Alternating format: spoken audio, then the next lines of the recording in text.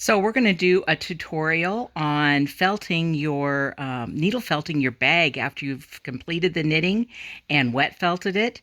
Now you can have some fun with the needle and the roving that was in your box to create a little embellishment on your felted piece. Uh, so the tools you're going to need, you were given roving, different colors. They were nobody had the same kind, and you were given a needle. What you don't have in your package is a backing for your felting needle to go into. So you can use a piece of foam or a construction sponge. They're kind of big and yellow. That works well as a, just a backing. You just don't want to break the tip of the needle off by hitting it right onto something hard. So I have done a very, very light sketch. I'm going to do a vine that's going to come around and go around this handle because I have some green and some colors that would work for a flower. So I've done it very lightly because sometimes you're inspired as you do it to change it. So it's just going to give me a little idea of what I want to do.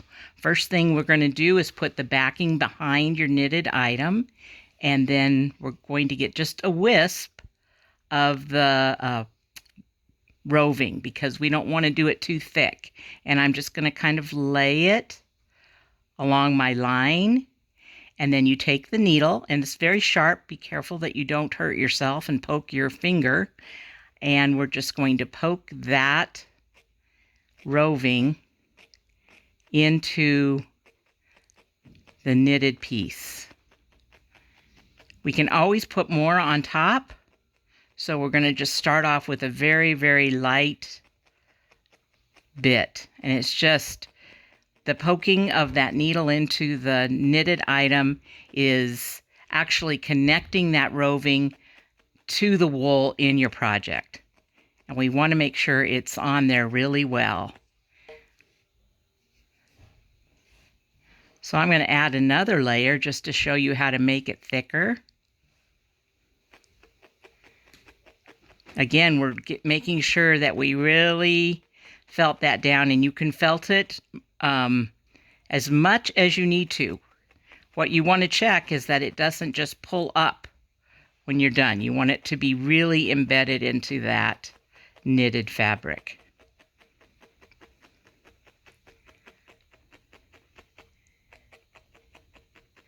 So that's the start of my vine. And now I think I'm going to do a little leaf.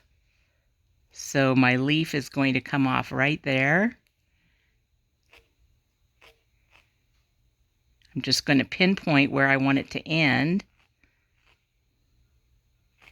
and just work on that shape of that leaf.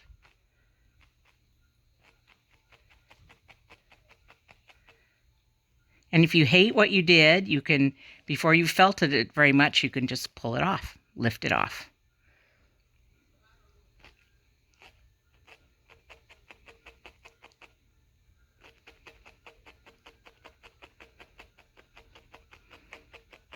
Once you get your design on there, you can always go back and adjust it and change it. So just kind of get it started. We're going to do another leaf, and it's going to go over the blue.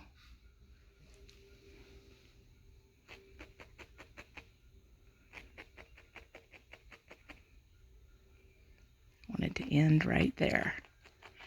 I still have my foam underneath.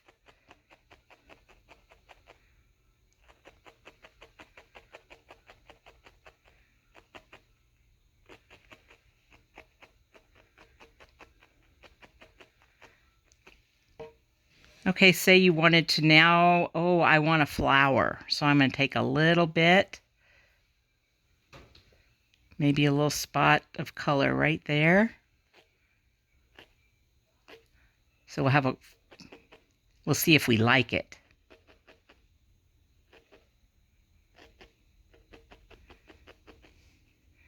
That's just a rough formed one, but I'm going to just see if that's something we're going to want to continue with.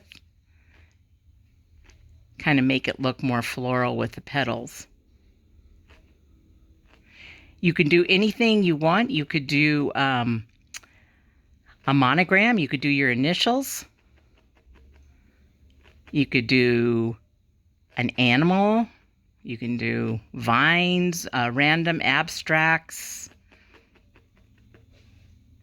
Kind of have fun with that. Let's do a little center to that flower.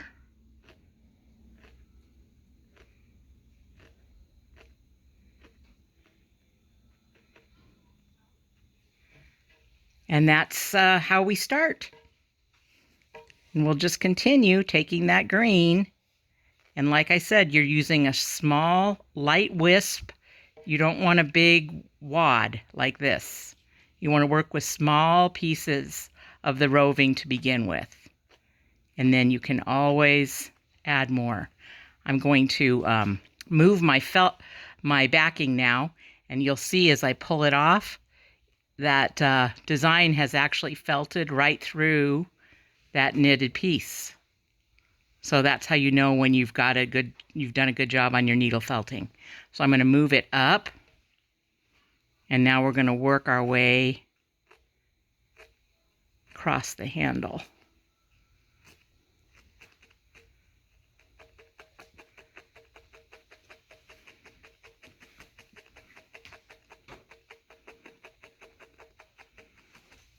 So that's one way you can felt. And then after you finish that, you've actually completed two kinds of felting, wet felting and the needle felting. This is a finished design on this side that was done earlier with the same colors. Good luck. Have fun.